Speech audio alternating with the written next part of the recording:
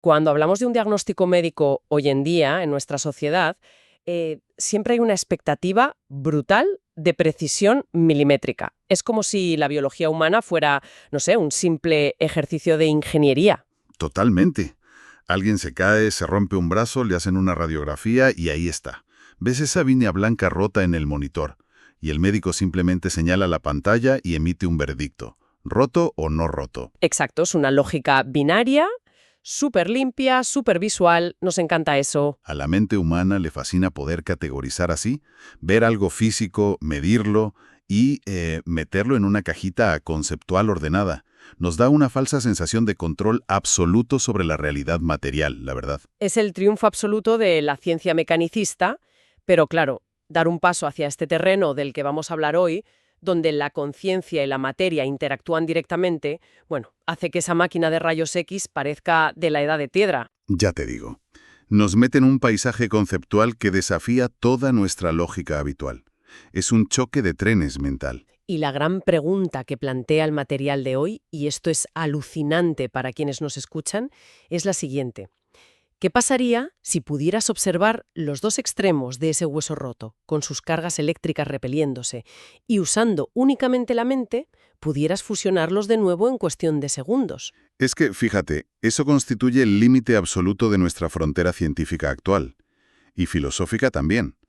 Y para entender cómo esto es físicamente posible, tenemos que sumergirnos en un texto muy específico. Pues con esto damos la bienvenida a una nueva inmersión profunda. Nuestra misión de hoy es descifrar cómo nuestra mente, nuestro cuerpo y el universo están hechos del mismo material. Y para ello, la fuente que vamos a analizar es única y exclusivamente el primer capítulo del libro 2 de la ciencia del Chineng. Un libro titulado La teoría de la entidad holística Hunyuan, escrito por el maestro Pang Ming, y por cierto, traducido al español por Matías Egoburu. Eso es. Y ojo, porque este texto no es solo filosofía antigua, es un puente directo entre textos taoístas milenarios y la mismísima física cuántica moderna. Y quiero que dejemos claro desde ya que el análisis de hoy se va a centrar solo en este primer capítulo introductorio. Es crucial mantener el foco ahí, sí. Porque aquí es donde se establecen todas las reglas del juego. Todo el sistema posterior se basa en esta premisa tan radical, la idea de que la conciencia no es una ilusión del cerebro, sino materia real. Materia capaz de reescribir la realidad física. Es increíble. Pero, a ver, para entender cómo esa mente interactúa con un hueso roto, el texto nos pide que redefinamos una palabra de uso súper cotidiano, una palabra que usamos siempre pero rara vez entendemos a fondo. Totalidad, claro, el concepto de la teoría del todo de Hunyuan, porque la ciencia moderna nos ha enseñado que el mundo es una totalidad construida por bloques separados. Exacto. Nos dicen, los quarks forman partículas, las partículas átomos, los átomos moléculas, y así hasta llegar a células y cuerpos. Es decir, asumimos que el todo es solo la suma matemática de sus partes. El método analítico de toda la vida. Te entrenan para entender el universo desarmándolo pieza por pieza. Si quieres saber cómo funciona un motor, miras los engranajes por separado. O si buscas una enfermedad, aíslas la célula en una placa de Petri. Pero claro, el texto de Pang Ming llama a esto una visión de totalidad parcial. La verdadera totalidad de Hunyuan dice que un todo no es solo sumar piezas, es una mezcla indivisible entre la estructura de una cosa y su función. Eso es, y el autor usa un ejemplo buenísimo, el de una planta. Si tú diseccionas una planta, separas la raíz, el tallo, las hojas y lo pones todo sobre una mesa de laboratorio, tienes el 100% de la estructura material. Están todos los bloques ahí. Exacto, están todos. Pero ya no tienes una planta viva. Has perdido la vitalidad que lo integraba todo. El concepto realmente revelador de totalidad se ve, por ejemplo, en una semilla. Claro, porque la semilla original contiene toda la información unificada, ¿verdad? Eso es. En una semilla minúscula no hay hojitas dobladas esperando abrirse, ni un sistema de raíces microscópico. Lo que hay es pura información unificada. Hay un estado especial, informe, que llena el espacio de la futura planta. Es la unidad absoluta antes de que la forma y la función se separen. Y luego está el ejemplo de la máquina en una fábrica, que me parece súper ilustrativo. Ante una avería, un mecánico normal desmonta todo para buscar el fallo pieza a pieza. Pero un técnico con muchísima experiencia hace algo totalmente distinto. Sí, El técnico entra en la sala, siente la vibración en el suelo, escucha un cambio muy sutil en el sonido del motor y ya sabe lo que le pasa a la máquina. Exacto. O sea, está captando la totalidad de la máquina de golpe. No está pensando en piezas aisladas. Y lo fascinante aquí es que el capítulo introduce una distinción evolutiva. Mientras ese técnico usa la experiencia y su intuición sensorial, hay personas con lo que el libro llama inteligencia sobrenatural. Inteligencia sobrenatural. Madre mía, esto ya son palabras mayores. Sí, es un concepto clave. Estas personas pueden percibir esta entidad holística directamente, sin necesidad de deducir nada a través de los sentidos. Y bueno, aunque este libro luego cubre 6 grandes áreas como la teoría integral o la moralidad, este primer capítulo solo se centra en sentar esta base filosófica de la conciencia. Y al mencionar esa inteligencia sobrenatural y la conciencia, claro, esto choca frontalmente con todo lo que nos ha enseñado la ciencia moderna, porque rompe con el dualismo clásico, ¿no? Totalmente. Choca de lleno con la visión occidental de Descartes. La ciencia moderna sigue separando el mundo material, que tiene masa y se puede medir, del mundo mental, que es subjetivo y donde vive la conciencia. Como si fueran agua y aceite, vamos, que nunca se mezclan. Entonces, ¿qué significa todo esto para la teoría de Jung Yuan? Pues que la teoría de Jung Yuan es lo que llama un monismo materialista. Es decir, une al sujeto que observa con el objeto observado. Rompe esa barrera. A ver si te sigo.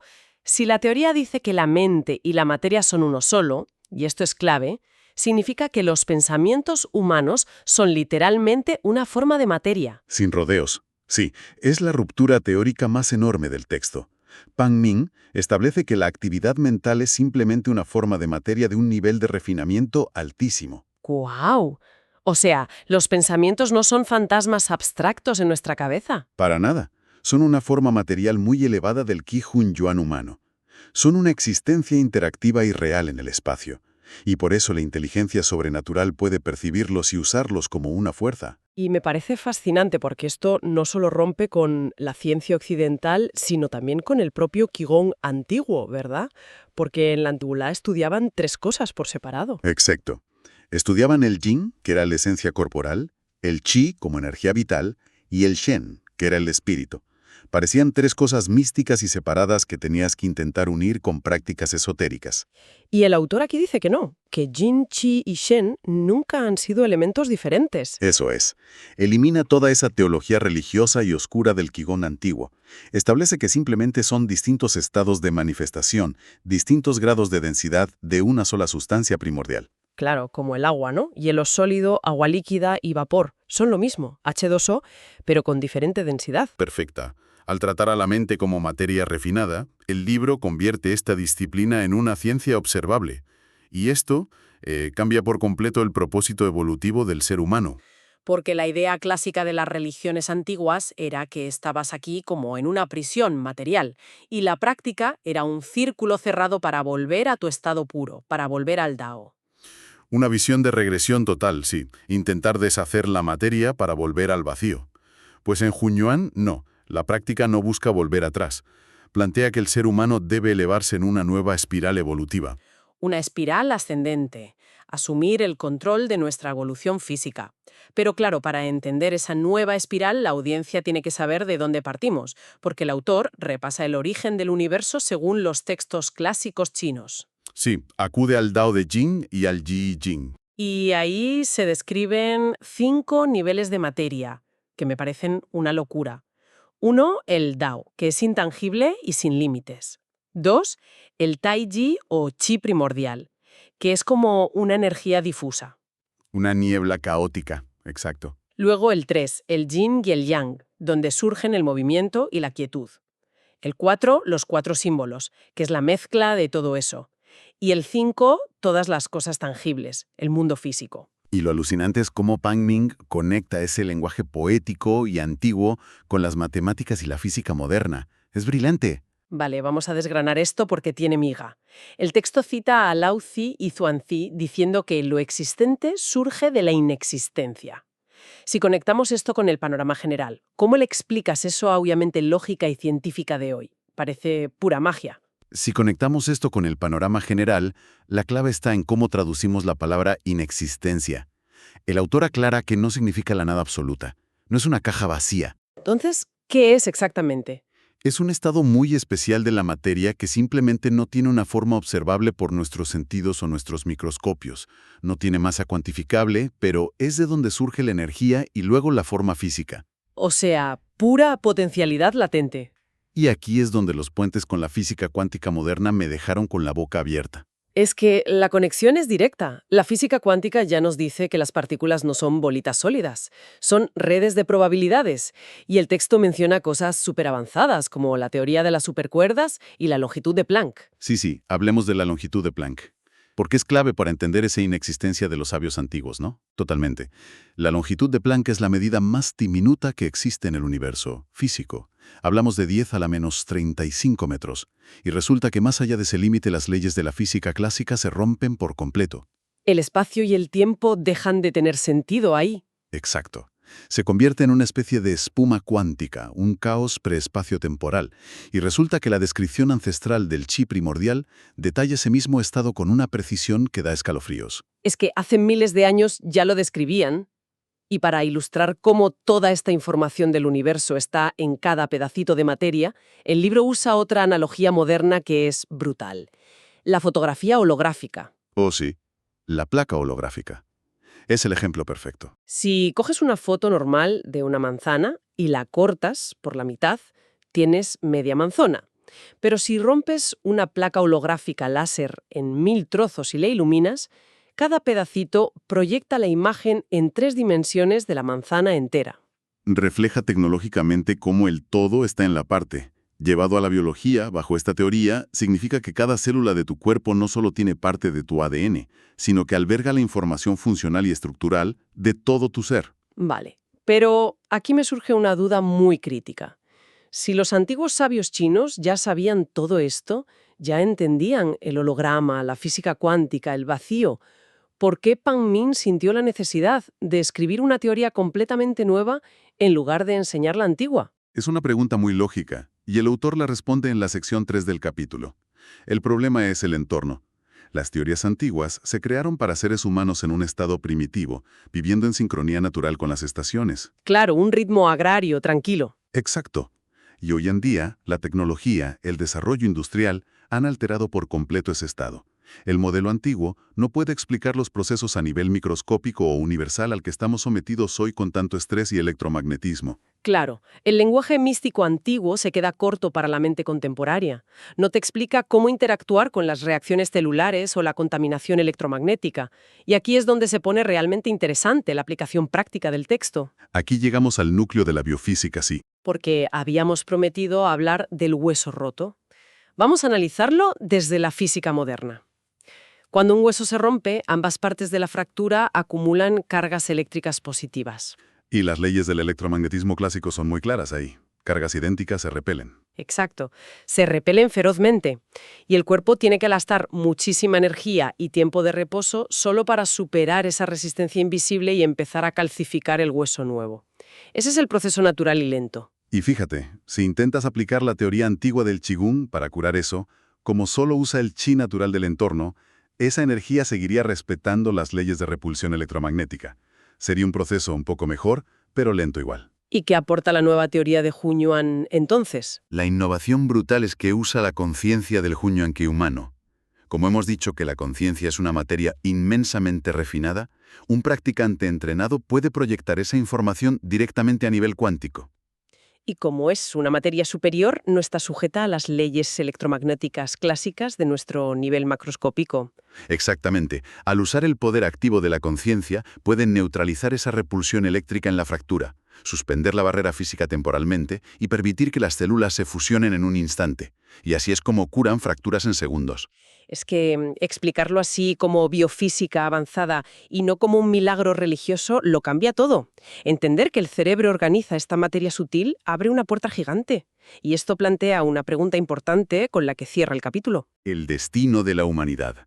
El autor concluye planteando cuál es el fin último de todo esto. Y no es crear mejor tecnología externa e inerte, sino maximizar nuestra inteligencia normal y sobrenatural. Para lograr lo que él llama la naturaleza consciente y libre del ser humano. O sea, dejar de ser espectadores biológicos pasivos moldeados por la gravedad o la entropía. y convertirnos en sujetos activos. Ya no somos espectadores de la naturaleza, somos su fuerza transformadora. Es el universo rediseñándose voluntariamente a través de nuestra mente. Bueno, menuda inmersión hemos hecho hoy. Vamos a hacer un pequeño resumen para asimilar todo esto.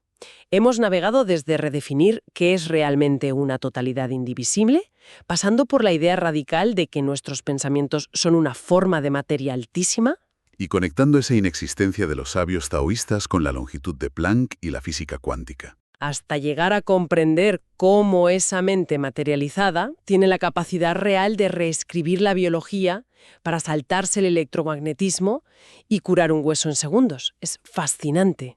Y el valor de este conocimiento para quienes nos escuchan es tremendo. Esta información no es solo teoría para guardar en un cajón, es una herramienta activa. Entender que no somos partes aisladas cambia por completo cómo interactuamos con nuestra salud y nuestro entorno. Totalmente. Y para terminar, quiero dejar una idea provocadora. Algo para que cada persona que nos oye reflexione a solas. Porque si asumimos que la conciencia es literalmente una forma de materia refinada que interactúa con el mundo físico para curar un hueso o alterar la realidad, Es una premisa muy fuerte, sí. pues uno se pregunta qué clase de huella física y estructural están dejando nuestros pensamientos cotidianos. Esas quejas que repetimos por hábito, o los miedos, o la alegría. ¿Qué residuo material dejan en la habitación o las personas que nos rodean mucho después de que hayamos dejado de pensarlos? Es una responsabilidad inmensa si te paras a pensarlo. El peso de nuestro propio poder material es brutal. Pues con este pensamiento lo dejamos por hoy. Una vez más, muchísimas gracias por acompañarnos en esta travesía analítica tan compleja.